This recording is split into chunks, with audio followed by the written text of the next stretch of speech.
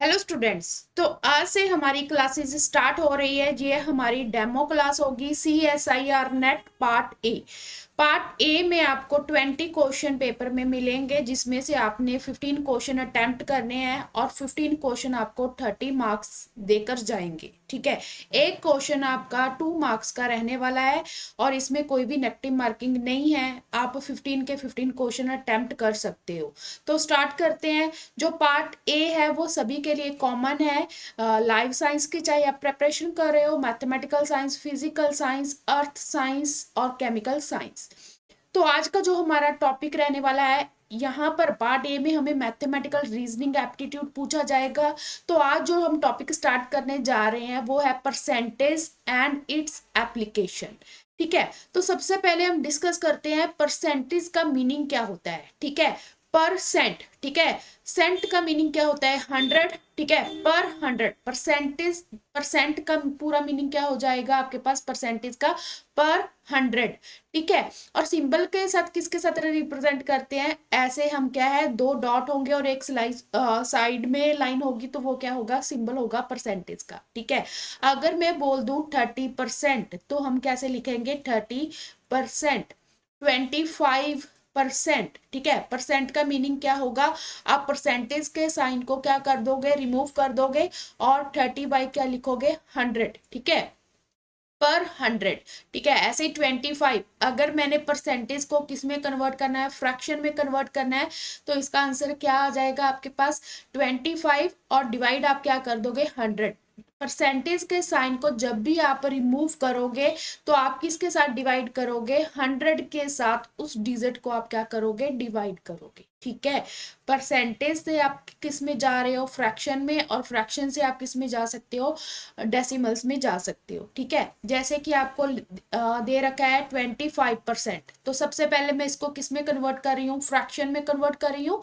तो मैं परसेंटेज के साइन को क्या करूंगी? रिमूव करूंगी। तो 25 डिवाइडेड बाय में क्या लिखूंगी? 100। अब इसको हम फिर कन्वर्ट कर सकते हैं किस में? डेसिमल में।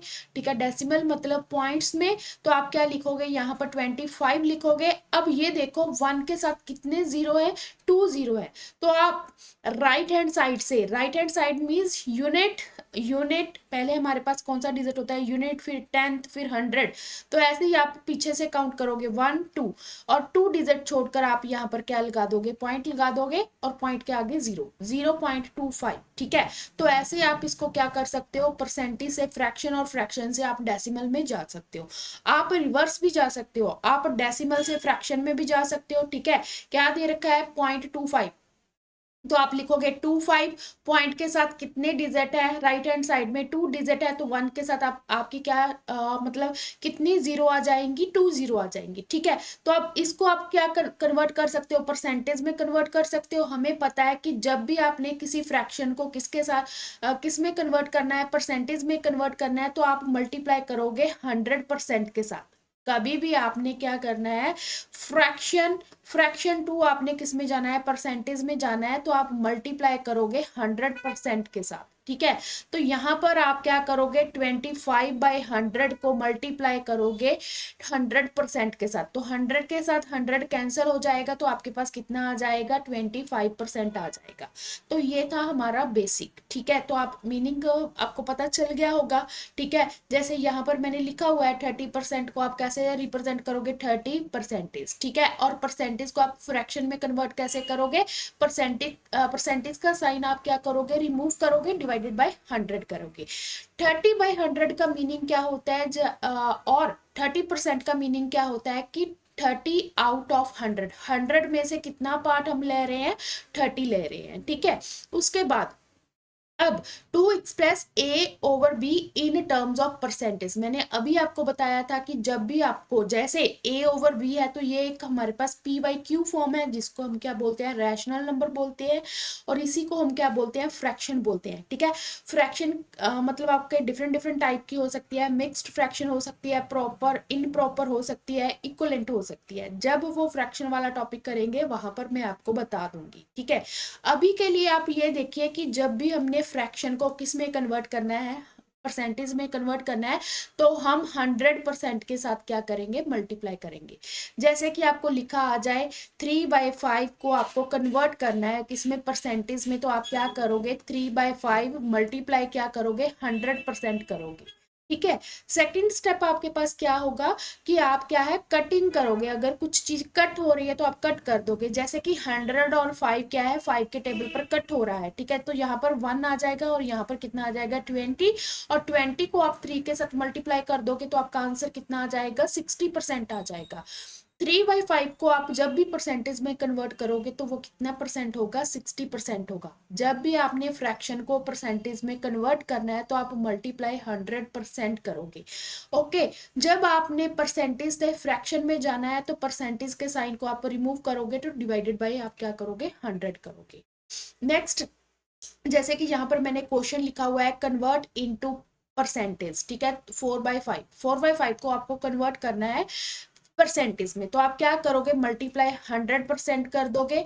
सेकंड स्टेप आपका क्या होगा, कटिंग करना है। ठीक है, तो यहाँ पर ये 5 के टेबल पर कट हो जाएगा, कितना आ जाएगा, 20 आ जाएगा। 20 को आप 4 के साथ मल्टीप्लाई करोगे तो आपके पास कितना आ जाएगा, 80% आ जाएगा। पेपर में सिंपल सिंपल सम होंगे आपको। ठीक है, आप अगर मेरे साथ क्लासेस को ज्वाइन करते हो, मेरी क्लासेस को ज्वाइन करते हो, कोर्स को, तो आपको कुछ भी एक्स्ट्रा करने की जरूरत नहीं है। डेली जो आपको क्लास मिलेगी कोर्स में, आप जस्ट आपको उसको 2 बार रिवाइज करना है, 1 घंटा देना है पार्ट ए के लिए। ठीक है, तो आपके 30 के 30 मार्क्स ग्रांटेड है कि आपको मिल जाएंगे। ठीक है, और 30 मार्क्स बहुत ज्यादा होते हैं आपके जेआरएफ को क्लियर करने के लिए।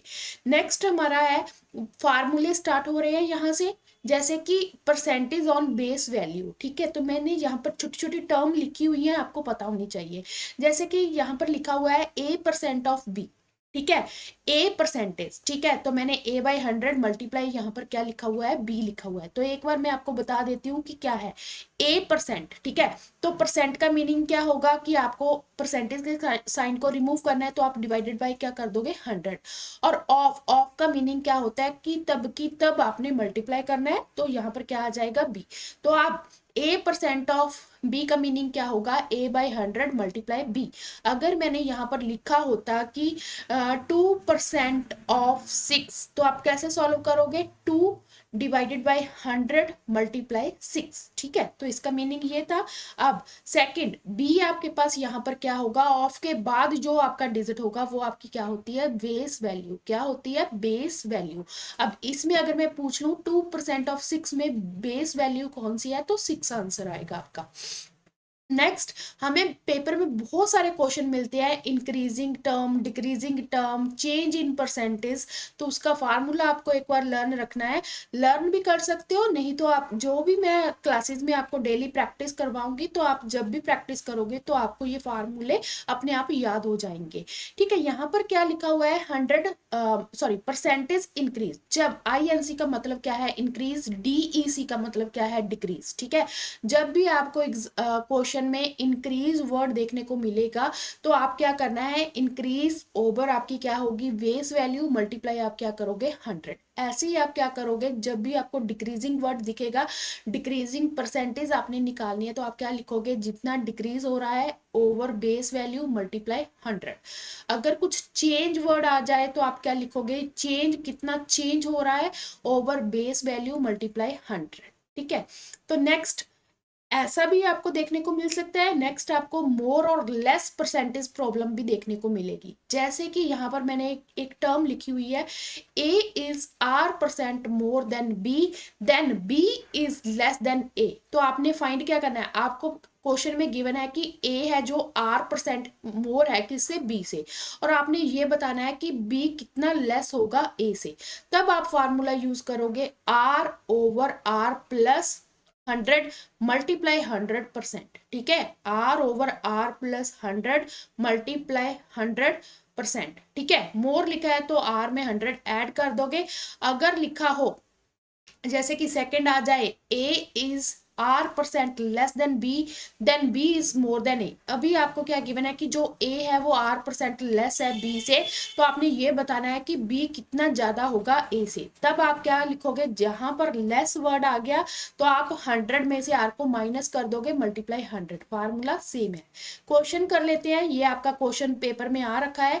क्या लिखा हुआ है, if A's salary is 20% less than B's salary by how much percentage of B's salary more than A की सैलरी 20% लेस है B की सैलरी से। आपको बताना है कि B की सैलरी कितनी ज्यादा है A से। तब हम फार्मूला क्या यूज करेंगे, R/100 माइनस R मल्टीप्लाई 100%। ठीक है, तो यहाँ पर कितनी सैलरी कम है, 20, तो 20 नीचे आप 100 माइनस क्या करोगे, 20 मल्टीप्लाई 100%। ठीक है, 100 में से 20 जाएगा 80 आ जाएगा, 20/80 मल्टीप्लाई 100%। जीरो के साथ जीरो कट हो जाएगा। सेकेंड स्टेप आपका क्या रहेगा, कटिंग का। 2 के साथ ये 8 कट हो जाएगा 4, और 4 को आप 100 के साथ डिवाइड करोगे तो 25। तो जो बी की सैलरी है वो कितनी ज्यादा है, ए से 25% ज्यादा है।